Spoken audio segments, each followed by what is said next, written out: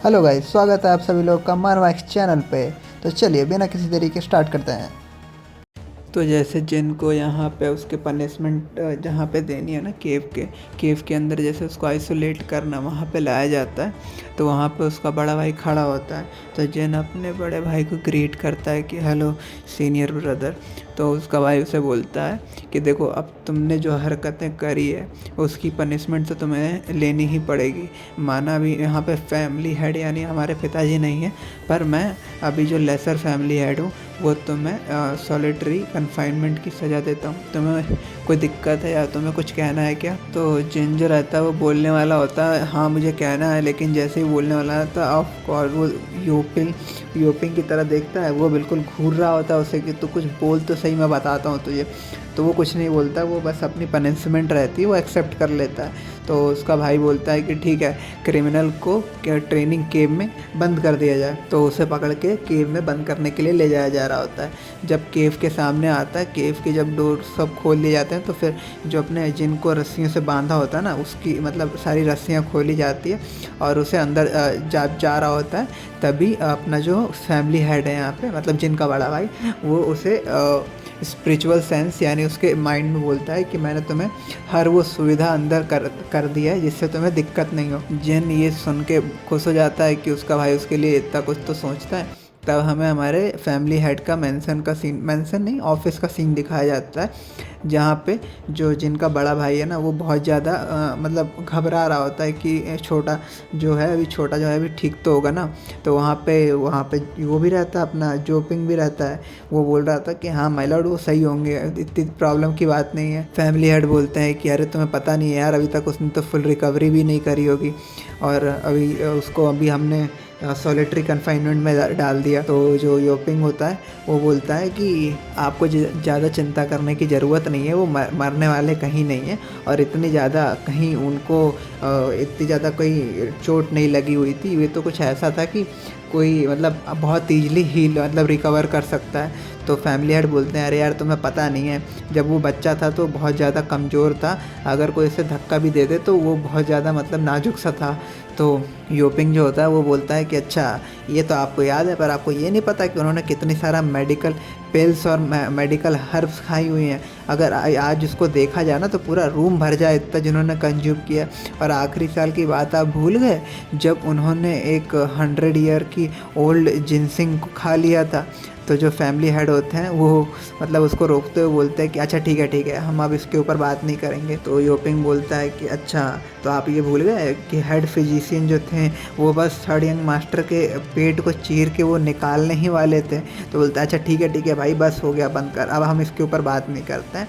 अब मेन जो अभी हमारा कंसर्न है वो उन सभी पीपल लोग की जो सीक्रेट मीटिंग होने वाली है। अब ये किसकी मीटिंग होने वाली है गाइस अभी हम लोग को पता नहीं है, पर आगे देखते हैं वही पता चलेगा हमें। तो वही जो हेड बोल रहे होते हैं कि जो इन लोग की सीक्रेट मीटिंग होने वाली है ना, सबसे ज़्यादा तो वो मुझे चिंता कर रही है। तो जो योंगपिंग होता है अच्छा वो माउंट स्वॉर्ड सेक्ट का, तो वो बोलता है कि हाँ तुम्हें उनके बारे में कुछ पता है क्या?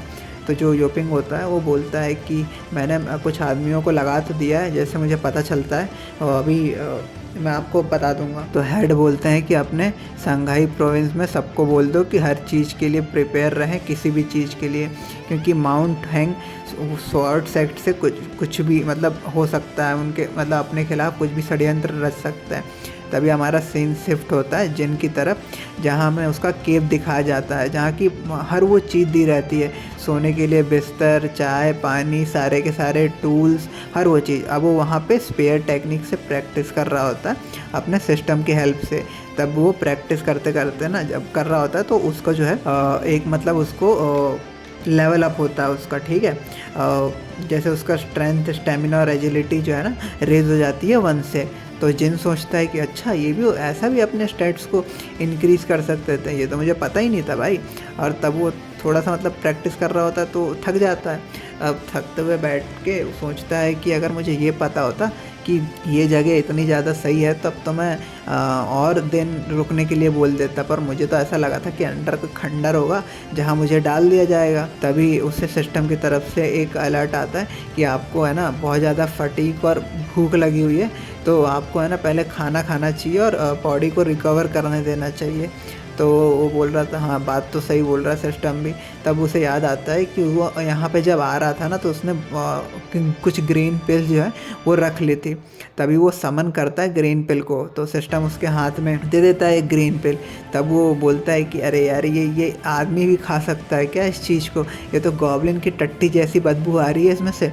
तभी उसे कोई बोलता है कि पर कुछ भी हो खाना तो पड़ेगा ही, अब बॉडी की बात है। जब वो उसे खा लेता है ना तब उसको सिस्टम की तरफ से बहुत अच्छे अच्छे नोटिफिकेशन आते हैं कि आपने आउटस्टैंडिंग ग्रीन पिल खा ली है, फटीग और को गायब कर दिया गया, और आपके जितने भी स्टैट्स हैं ना 1 घंटे के लिए सबको 2 से बढ़ाया जाता है। तब वो अपना कैरेक्टर प्रोफाइल खोल के देखता है कि अरे वाह ये तो सही इफेक्ट है।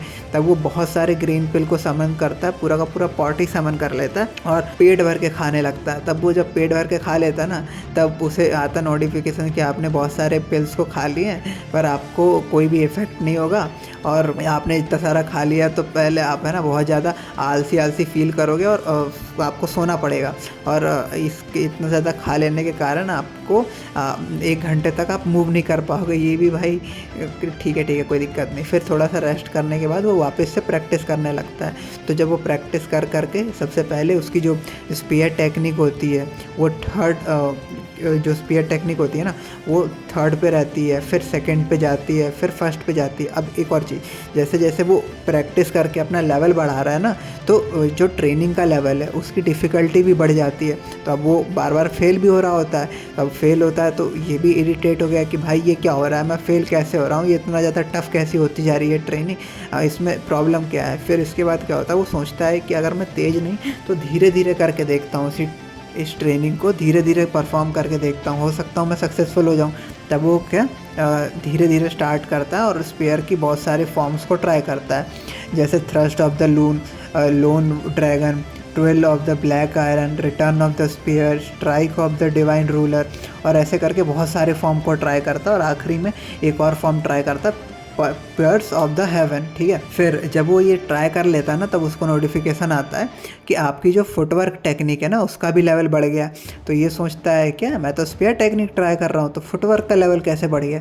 तब उसे समझ में आता है कि अच्छा जब मैं स्पेयर टेक्निक भी यूज़ कर रहा हूँ पर उसके साथ साथ अगर मैंने फुटवर्क टेक्निक भी यूज़ करी तब तो बहुत तगड़ा ही मतलब मैं अचीव कर पाऊँगा कुछ ना कुछ, और इसमें अगर मैंने QI सेंस और मिला दिया मेरा तब तो और मज़ा आ जाएगा। तब यही सोचते हुए क्या करता है वो अपनी QI को अपने स्पेयर में इंजेक्ट करता है और एक जो उसके सामने एक दीवार रहती है ना उसके अंदर दे मारता है। अब क्या होता है कि जब पूरा का पूरा फोर्स लगा देता है ना तो जो पूरी दीवार रहती है ना वो बीच से पूरी की पूरी टूट जाती है, और फिर उसको जितना भी QI रहता है ना उसका वो पूरा का पूरा डिप्लीट हो जाता है, पूरा थक जाता है, और उसको एक अचीवमेंट मिलती है 1 बॉडी 1 माइंड, और वहीं पे बेहोश हो जाता है वो।